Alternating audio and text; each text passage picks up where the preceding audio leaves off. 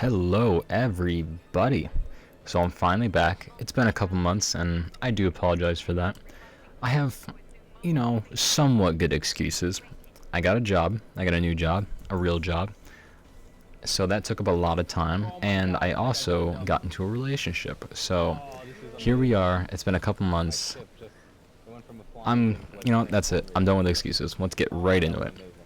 Again, to go over the breakdown, if you have not seen the first one of these videos, is that the math breakdown is going to be the enjoyment times 3, plus the technical side of it times 3, and then also add the trophy enjoyment times 3, which would give you a 90 max.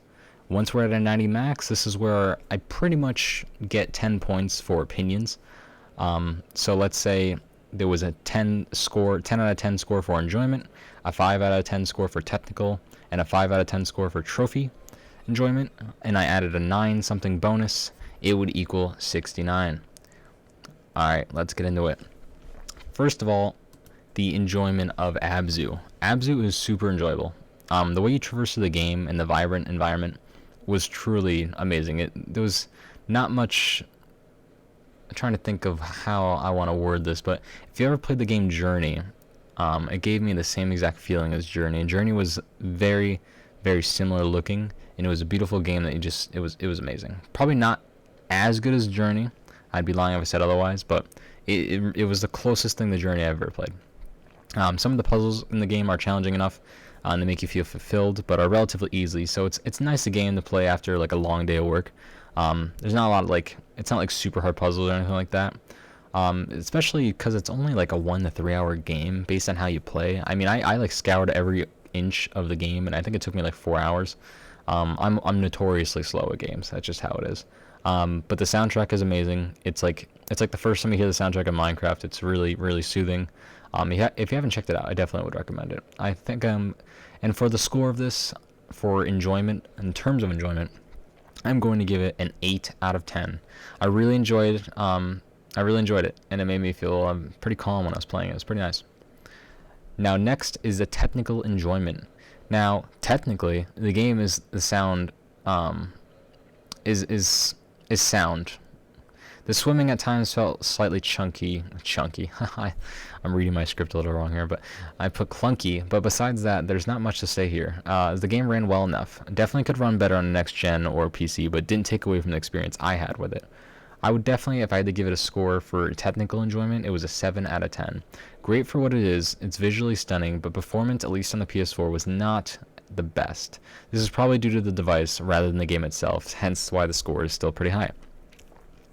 Now lastly, for my trophy goers, to start off, this may be a big one for some, but there is no platinum trophy, and I know for some people that is a huge turnoff, and you might never play the game because of that. I would tell you, don't do that. It's still worth playing. You can get 100% of the trophies. There's I think another game that's called like A Tale of Two Brothers by Joseph Fares. He just won the Game of the Year award with his It Takes Two game. But that was like one of his first games, and that was really good, and it didn't have a platinum trophy. So you're missing out if you are only playing games with platinum trophies.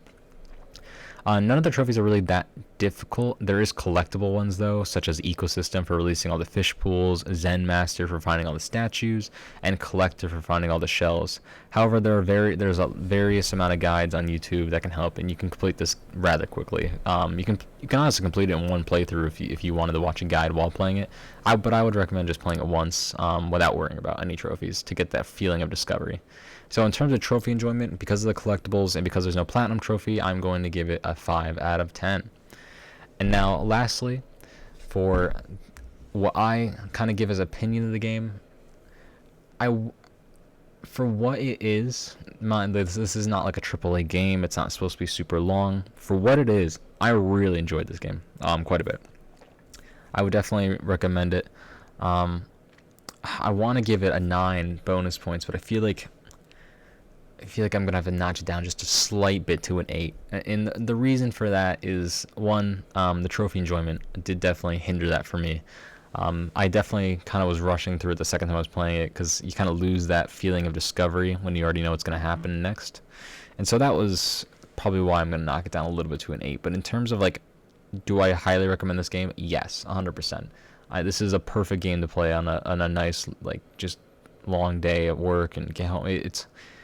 I don't know. It's the perfect one where it doesn't require too much thinking, but you still really enjoy the hell out of the game. So, on that note, I hope you guys all have a fantastic rest of your day. If you haven't done so already, please like the video, and if you wouldn't mind subscribing, that would be great.